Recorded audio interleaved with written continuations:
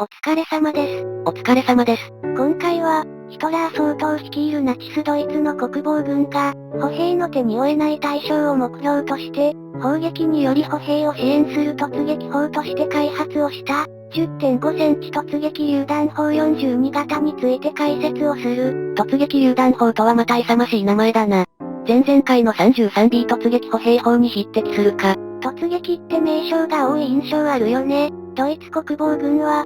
ヒトラー総統の意向もあるんだろうけど、敵弾兵や装甲敵弾兵、山岳傭兵など、オーストリアやプロイセン陸軍時代の名残も影響しているかもしれないが、いかつい名称が多々あるね。前々回にアップした、33B 突撃歩兵砲の動画は、コメント欄でも、またレアな動画を、という、アップ主からすると、褒め言葉のコメントをいただいた通り、メジャーな装甲戦闘車両ではないものの、多くの方にご視聴をいただき、後人の至りです。なお、33B 突撃歩兵砲だけでなく、1号戦車から始まる、2号戦車、3号戦車、4号戦車、ポルシェティガー、さらにはヘッツァー駆逐戦車から4号突撃砲など、ドイツ国防軍の機構戦闘車両シリーズの再生リストは、概要欄に URL を貼っておくので、ご興味のある方は良ければご覧ください。最近は野戦防空を遂行する対空戦車も扱っております。というわけで、10.5 センチ突撃榴弾砲42型の解説をしていくよ。10.5 センチ突撃榴弾砲42型の解説をするにあたって、まず言及しなければならないのは、ドイツ国防軍の名作、3号突撃砲だ。有名どころだな。戦車と比較するとメジャーではないかもしれんが。3号突撃砲は、ドイツ国防軍の主力戦車である3号戦車の車体が使用された突撃砲だ。突撃砲というのは、砲兵下の管轄する装甲戦闘車両であり、3号突撃砲の開発目的としては、歩兵を直強支援し、歩兵の進行に随伴しつつ、歩兵の傾向する火器では対処できない目標に砲撃を加える点にあった。突撃砲の主要な攻撃目標は次第に敵戦車にシフトしていき、ドイツ国防軍が押し込まれる情勢になるに従い、防御戦闘で多大な役割を発揮するようになっていったけどね。突撃砲の発案者は、他の装甲戦闘車両と同じくヒトラー総統殿かな。いや、突撃砲については、ヒトラー総統ではなく、後年西方電撃戦の立役者となる、当時はまだ左官級の陸軍軍人、マンシュタイン元帥だ。突撃砲の着装と上層部への提案に動いたマンシュタイン元帥は軽眼だったと言えるかもしれないが、古い思考の上司も多くいた中で、マンシュタイン元帥は粘り強く突撃砲の必要性を説明し、その結果、部隊配備に至った。歩兵の強力な味方として、3号突撃砲は戦場で優秀な働きを見せたが、機構戦の先駆者であるというドイツ国防軍の誇りを毀損する事件が勃発する。どんな事件が起きたの？ T34 ショックだ。具体的には、ヒトラー総統率いるナチスドイツが、スターリン元帥率いるソビエト連邦に奇襲攻撃をかけたバルバロッサ作戦において、自軍の機構戦力に絶対とも言える自信を有していたドイツ国防軍が、ソビエト連邦軍の戦車に予想外の苦戦を強いられたのよ。ドイツ国防軍に苦戦を強いたその戦車こそ、ソビエト連邦軍の中戦車である、T34 戦車だ。ちなみにだが、T34 戦車の開発には、日本もちょっと関わっている。どう関わってるの？ノモンハン事件だ。ノモンハン事件は、日ソ両軍が、満州国の国境をめぐって勃発した武力紛争だが、そこでソビエト連邦軍は多数の戦車を投入して日本軍を圧倒した。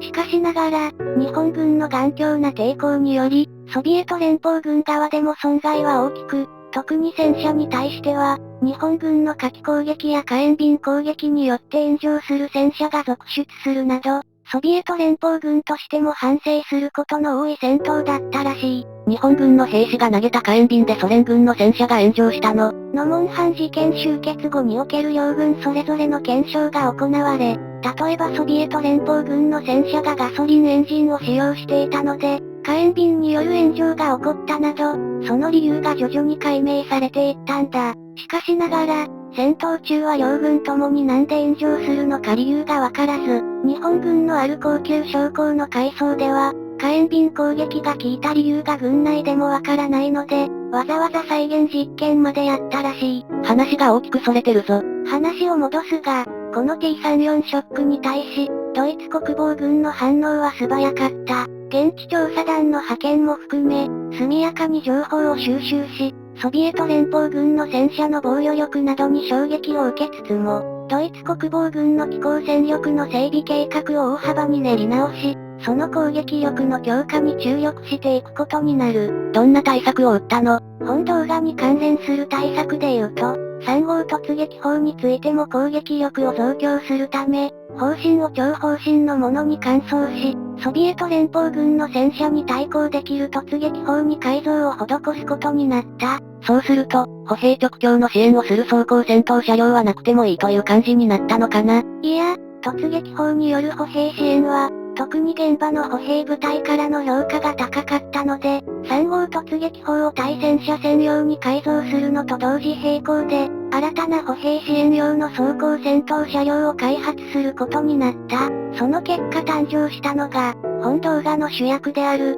10.5 センチ突撃榴弾砲42型だ。このチャンネルの動画は長いよね。本題にたどり着くまでが。まずは、10.5 センチ突撃榴弾砲42型の手法について話をしよう。搭載する手法の開発を委託されたのは、ドイツ国防軍の御用達軍需企業の一つ、ラインメタル社だ。ドイツ国防軍の機構戦闘車両シリーズで頻繁に出てくる企業名だけど、ラインメタル社って今も残ってるの？現在でも、軍需や自動車部品などの事業を主たる事業として、ドイツのデュッセルドルフに本社を構え、企業活動を展開している。このラインメタル社が 10.5 センチ突撃榴弾砲42型の手法として選定したのが、軽榴弾砲である 10.5 センチ LEFH18 だ。同軽榴弾砲は、第一次世界大戦においてドイツ帝国が正式採用した 10.5 センチ LEFH16 の後継となった火砲であり、ドイツ国防軍だけでなく、武装 SS でも使用された。武装 SS って何？武装 SS は、ナチスドイツにおいて、ドイツ国防軍とは独立した武装組織である、ナチス党の武力集団だ。予算や徴兵はドイツ国防軍とは別個に行い、しばしば摩擦があったらしいが、組織規模ではドイツ国防軍の方が圧倒的に大きかったので、第二次世界大戦が勃発すると、戦場においては、武装 SS はドイツ国防軍の指揮下に組み込まれて戦闘に従事した。軽榴弾砲ってことだけど、重榴弾砲はなかったの？ドイツ国防軍では、重榴弾砲である15センチ SFH18 がメジャーな重榴弾砲で、10.5 センチ LEFH18 と共に、野戦での火力を構成した。軽榴弾砲はそのまま 10.5 センチ突撃榴弾砲42型に搭載したの？いや、突撃砲に搭載できるよう改造は施された。なお、10.5 センチ突撃榴弾砲42型の開発に参加した企業は、ラインメタル社だけでなく、ダイムラーベンツ社も参画しており、同社は車体の設計業務を遂行した。2つの軍需大企業が開発に参画した 10.5 センチ突撃榴弾砲42型の開発だが、これを促進する天の声が降ってくることになる。天の声って誰かな？大体わかるけど。ヒトラー総統だ。ヒトラー総統の傾向として、戦車よりは、全高の低い独特な形状をしている突撃砲、駆逐戦車などを高く評価する傾向にあり、この 10.5 センチ突撃榴弾砲42型も例外ではなかった。ヒトラー総統の閲覧に供された、開発中の 10.5 センチ突撃榴弾砲42型の試作車は、ヒトラー総統のお墨付きを守備力獲得し、量産体制を推進することになる。それでは、10.5 センチ突撃榴弾砲42型の構造的特徴の話をしていこう。まず、独ソ戦の戦訓を踏まえ、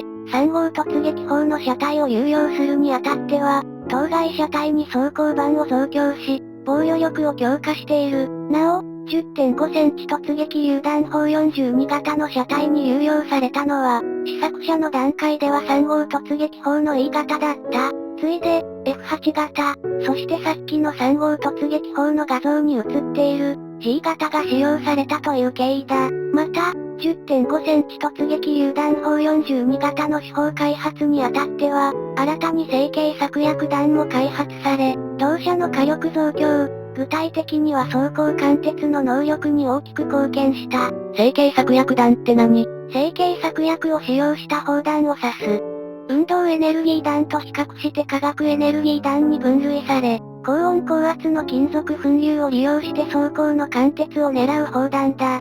対戦車榴弾だけでなく、魚雷の弾頭にも使用されたそうな。また、四方には順次、豚鼻の異名のあるザウコップ防順が装着された。さて、以上の通り、10.5 センチ突撃榴弾砲42型などの解説をしてきたが、戦車や航空機を中心にした本チャンネルの機構情報5チャンネルだけでなく、大日本帝国陸軍や特別高等警察、ドイツ国防軍の軍人、作戦、教育などの解説チャンネルである、秋田号というチャンネルもやっているので、概要欄にリンクを貼っておくので興味のある方は機構情報号のチャンネル登録だけでなく、秋田号もご覧ください。画像の動画は、作戦の神様とまで称されるほど作戦立案能力が評価される一方、幕僚統帥の権下として師団もされている、紀予方編の軍人、辻正信について、日ソ両軍が激突したノモンハン事件の視点から解説をした動画です。一回の陸軍士官にして作戦参謀である辻正信が、関東軍という巨大部隊を引きずり回し、スターリン元帥率いるソビエト連邦軍に戦闘を挑んで、激戦を展開する過程から、辻正信という参謀が、どのような軍人だったのか検討しております。大本営参謀時代も皇帝と指定の評価が混在する、ある意味得意な陸軍軍人だな。関東軍参謀時代や大本営参謀時代には、辻正信参謀による、強引な作戦指導に対し批判的な意見が存在する一方で、辻正信の近くで過ごしたことのある人物などからは、その人柄の良さが指摘されるなど、どっちなんだ、という不思議な側面のある軍人だ。ここまで見てくれた人、ありがとう。機構情報号と秋田号のチャンネル登録をよろしくお願いします。